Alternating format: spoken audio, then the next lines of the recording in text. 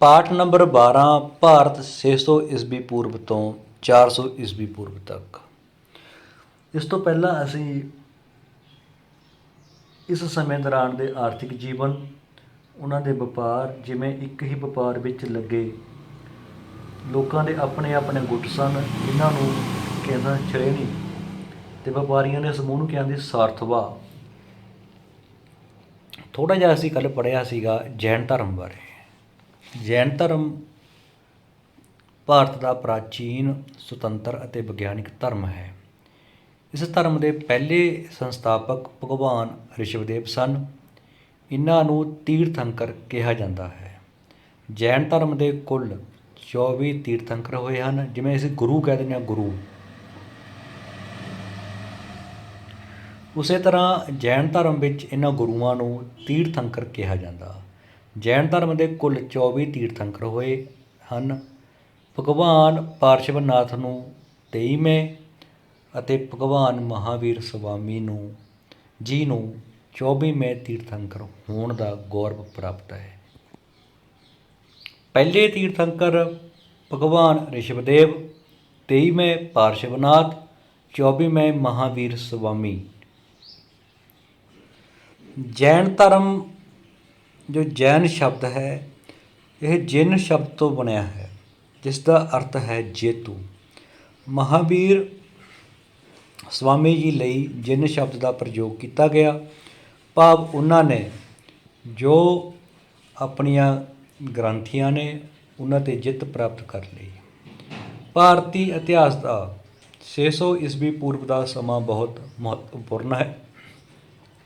ਇਸ ਕਾਲ ਵਿੱਚ ਭਗਵਾਨ ਮਹਾਵੀਰ ਜੀ ਦਾ ਜਨਮ ਵਿਸ਼ਾਲੀ ਦੇ ਨੇੜੇ ਕੁੰਡਨਪੁਰ ਨਗਰ, ਵਰਤਮਾਨ ਬਿਹਾਰ, ਜੋ ਅੱਜ ਕੱਲ੍ਹ ਬਿਹਾਰ ਸਟੇਟ ਵਿੱਚ ਹੈ, ਵਿਸ਼ਾਲੀ ਦੇ ਨੇੜੇ ਕੁੰਡਨਪੁਰ ਵਿੱਚ ਹੋਇਆ। ਇਹਨਾਂ ਦੇ ਪਿਤਾ ਦਾ ਨਾਮ ਰਾਜਾ ਸਿਧਾਰਥ ਅਤੇ ਮਾਤਾ ਦਾ ਨਾਮ ਤ੍ਰਿਸ਼ਲਾ ਸੀ। ਭਗਵਾਨ ਮਹਾਵੀਰ ਜੀ ਨੇ ਲਗਭਗ 30 ਸਾਲ ਤੱਕ ਗ੍ਰਹਿਸਥੀ ਹੁੰਦਾ ਪਰਿਵਾਰਕ, ਵਿਆਹ ਕਰਵਾਇਆ, ਬਾਲ ਬੱਚੇ ਪੈਦਾ ਕੀਤੇ, ਭਾਵ ਗ੍ਰਹਿ ਦੇ ਵਿੱਚ, ਘਰ ਦੇ ਵਿੱਚ, ਗ੍ਰਹਿ ਹੁੰਦਾ ਗਾ ਘਰ, ਘਰ-ਬਾਰ ਵਸਾਇਆ। 30 ਸਾਲ ਤੱਕ ਗ੍ਰਹਿਸਥੀ ਜੀਵਨ ਬਤੀਤ ਕੀਤਾ।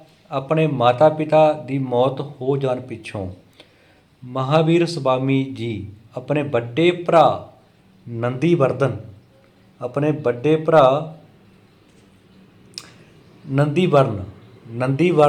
ਨੰਦੀਵਰਨ ਦੀ ਤੋਂ ਇਜਾਜ਼ਤ ਲੈ ਕੇ ਰਾਜਪਾਟ ਅਤੇ ਸਾਰੇ ਸੁੱਖ ਸਾਧਨਾਂ ਦਾ ਤਿਆਗ ਕਰਕੇ ਸੰਯਮ ਦੇ ਮਾਰਗ ਉੱਤੇ ਚੱਲ ਪਏ।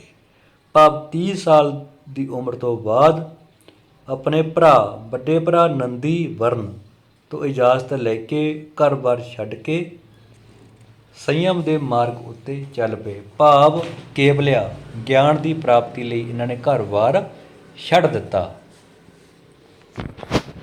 ਤਾਂ ਸਭ ਤੋਂ ਪਹਿਲਾ ਕੁਐਸਚਨ, ਮਹਾਵੀਰ ਸਵਾਮੀ ਜੀ ਲਈ ਜਿਨ ਸ਼ਬਦ ਦੀ ਵਰਤੋਂ ਕਿਉਂ ਕੀਤੀ ਗਈ?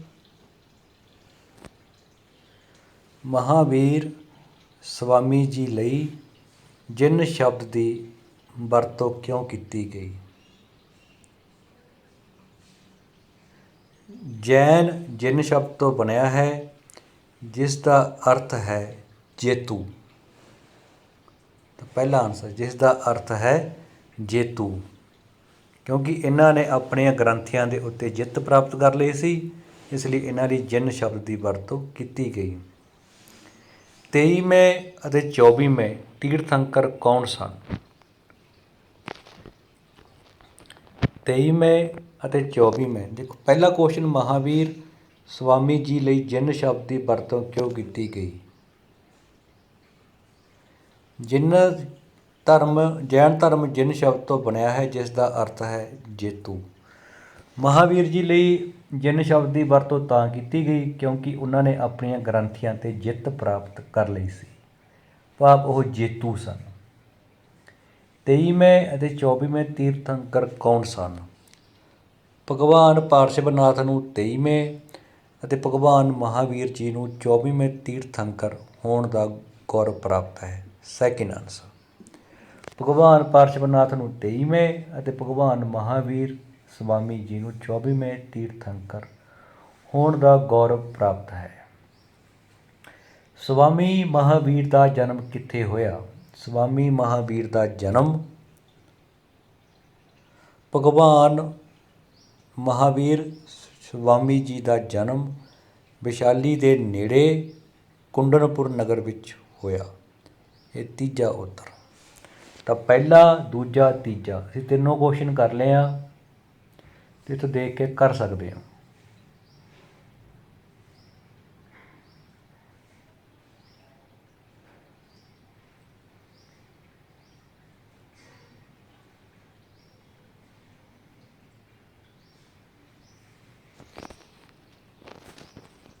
ਇਸ ਤੋਂ ਅੱਗੇ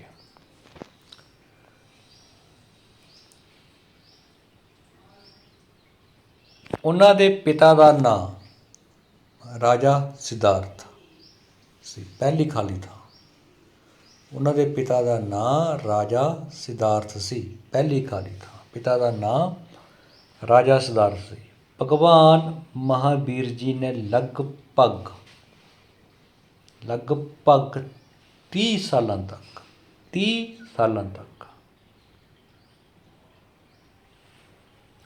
ਉਹਨਾਂ ਨੇ ਆਪਣੇ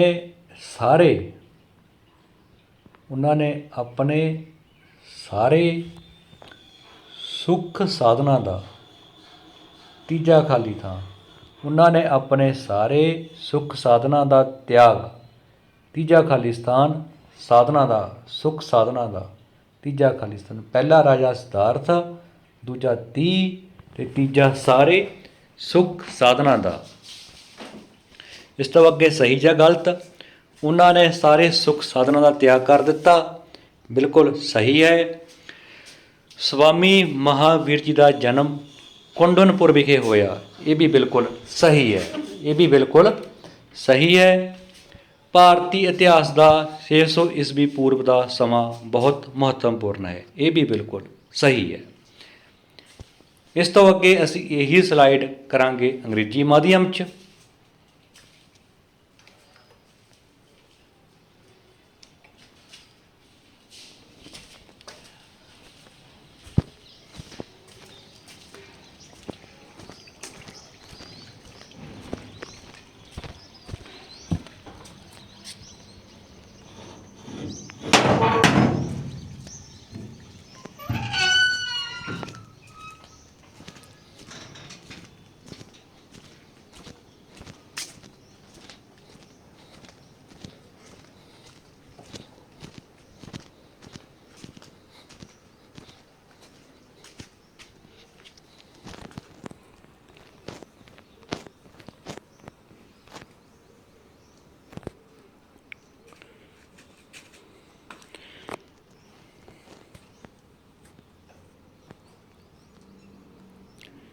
Why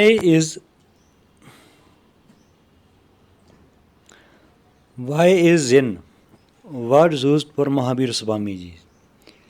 Jain word is derived from the word Jina, which means conqueror. Pehla answer. Who was the 23rd and 24th? Lord Parshvanath and Lord Mahavira ji. Swami ji have the honor of being 23rd and 24th तीर्थंकर। Second question का answer जो पहला point है ये second question का answer है। जो second point है ये फर्स्ट क्वेश्चन का आंसर है। Where did Swami Mahavir ji born? Fourth point Vaishali तक। जो फोर्थ पॉइंट है यह तीजे क्वेश्चन का आंसर है। दूजा पॉइंट पहले क्वेश्चन का आंसर है तो पहला पॉइंट दूजे क्वेश्चन का, तो चौथा पॉइंट तीजे क्वेश्चन का आंसर है।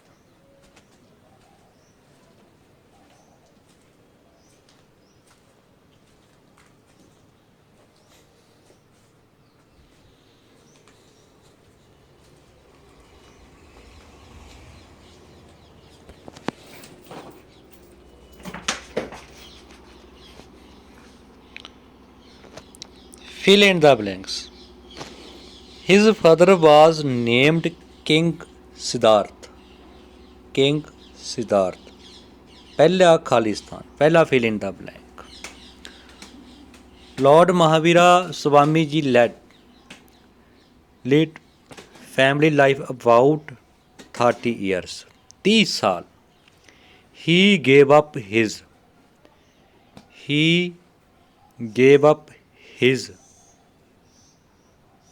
kingdom. Third Khalistan, third fill in the blanks. He gave up his kingdom. जो kingdom है यह तीसरे fill in the blank ਦੇ ਵਿੱਚ ਆਵੇਗਾ. Kingdom. He gave up his kingdom. ਉਸਨੇ ਆਪਣਾ ਰਾਜ ਪਾਸ ਸਾਰਾ ਕੁਝ ਛੱਡ ਦਿੱਤਾ. His kingdom. ਇਸ ਤੋਂ ਅੱਗੇ true false. He gave up all sorts of luxuries. True. ਸਾਰਾ ਕੁਝ ਛੱਡ ਦਿੱਤਾ. Swami Mahavira ji was born in Kundanpur. True. In the Indian history period of 600 BC is very important. True. ਇਸ ਤਰ੍ਹਾਂ ਅਸੀਂ ਅੱਜ ਦੀ ਇਸ ਵੀਡੀਓ ਰਾਹੀਂ ਅੰਗਰੇਜ਼ੀ ਅਤੇ ਪੰਜਾਬੀ ਦੋਵਾਂ ਹੀ ਮਾਧਿਅਮ ਰਾਹੀਂ ਕੁਐਸਚਨ ਆਨਸਰ ਕੀਤੇ ਹਨ. ਧੰਨਵਾਦ.